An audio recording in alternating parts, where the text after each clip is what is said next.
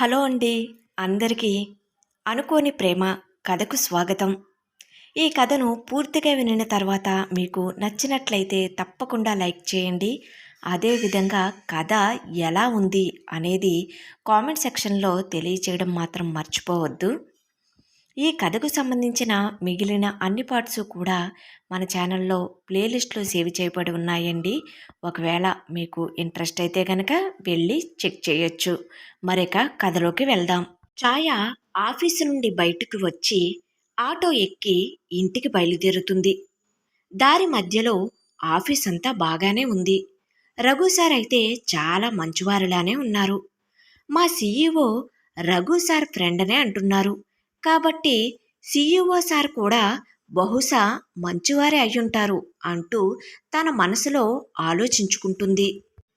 ఇంతలో ఛాయ వాళ్ళ అపార్ట్మెంట్ కూడా రానే వస్తుంది. ఛాయ ఇంటికి వెళ్ళి తలుపు తీయగానే తన నాన్నమ్మ, అమ్మ, చెల్లి, తమ్ముడు ఆనందంగా ఎదురు వస్తారు. ఛాయ, వచ్చావా? ఏమైంది? ఉద్యోగం వచ్చిందా? అంటుంది ఆనందంగా సుగుణమ్మగారు. చెప్పు ఛాయా, ఏమైంది? అలా బొమ్మలా నిలుచుని ఉండిపోయావేం? అందరం నీకోసమే ఎదురు చూస్తున్నాం అంటుంది యమున. అక్క, నీకు ఉద్యోగం వచ్చిందా? వస్తే నాకు చాక్లెట్లు కొనిపెట్టాలి అంటుంది సిరి, ఛాయ చెల్లి ఉత్సాహంగా. అక్క, చెప్పవే, నువ్వు ఉద్యోగం చేస్తే నా చదువుకు సంబంధించిన పుస్తకాలు మరియు ఒక మంచి బైక్ కొని ఇస్తావని ఎదురు చూస్తున్నా అంటాడు గిరి, ఛాయ తమ్ముడు.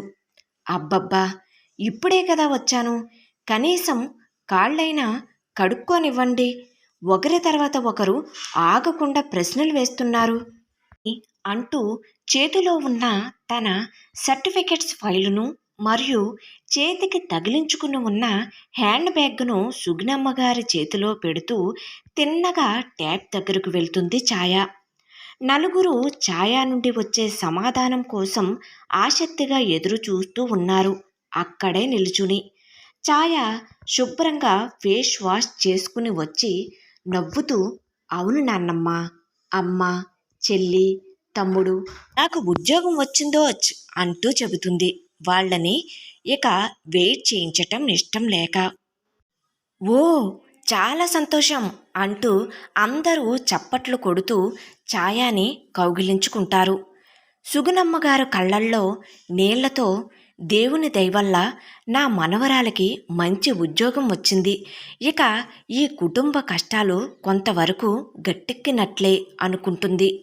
నా కూతురు ఎప్పుడు ఇలాగే సంతోషంగా ఉండాలి.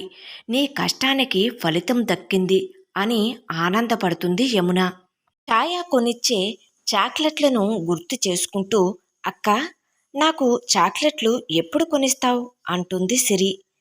కంగ్రాచ్యులేషన్స్ అక్క, అండ్ ఆల్ ది బెస్ట్ అని చెప్పి షేక్ హ్యాండ్ ఇస్తాడు గిరి. నాన్నమ్మ, అమ్మ, ఇక మనం అందరం ఆనందంగా గడపవచ్చు. ముందు కూర్చుని మాట్లాడుకుందాం. నేను మీకు నా ఉద్యోగం మరియు ఆఫీసు గురించి చెప్తాను అంటుంది.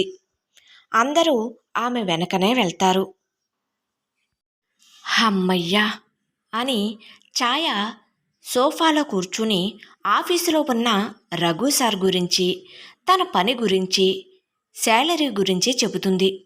యమున, గిరి, సిరి ఛాయ చెప్పే విషయాలను శ్రద్ధగా వింటారు. ఇంతలో సుగుణమ్మగారు బూందీ లడ్డూను ప్లేట్లలో తీసుకుని వచ్చి, ఇందా ఛాయ, నోరు తీపి చేసుకో అని చెప్పి ఛాయ నోటికి లడ్డూను అందిస్తుంది. చాలా బాగున్నాయి నాన్నమ్మ అంటుంది లడ్డు యొక్క రుచిని ఆస్వాదిస్తూ.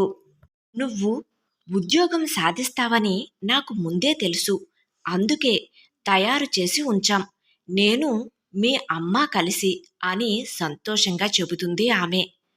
నువ్వు కష్టపడి పైకి రావాలి ఛాయ, నీకు మేము అందరం తోడుగా ఉంటాం అంటుంది యమున.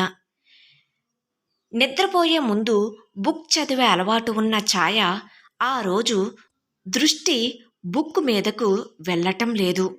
ఇక చేసేది లేక బుక్ క్లోజ్ చేసి నిద్రపోదామని బెడ్ పైకి వెళ్ళిన ఛాయ మనసు రేపు మొదటి రోజుకి ఆఫీస్కి వెళ్ళటం అనే భయం ఛాయను వెంటాడుతుంది.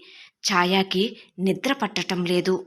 రేపు ఏం డ్రెస్ వేసుకోవాలి, ఎలా మాట్లాడాలి, ఏదైనా సందేహం ఉంటే ఎలా అడగాలి అని ఆలోచిస్తుంది. ఆఫీస్కి టైంకి రీచ్ అవ్వగలుగుతానా అంటూ అనేక ప్రశ్నలు తనను వెంటాడుతూ ఉంటాయి. అనుకోని ప్రేమ కొనసాగుతుంది. కథ నచ్చినట్లయితే తప్పకుండా లైక్ చేయండి. అదేవిధంగా సబ్స్క్రైబ్ చేసుకుని మన ఛానల్ని ఎంకరేజ్ చేయవలసిందిగా కోరుకుంటున్నానండి. Thank you.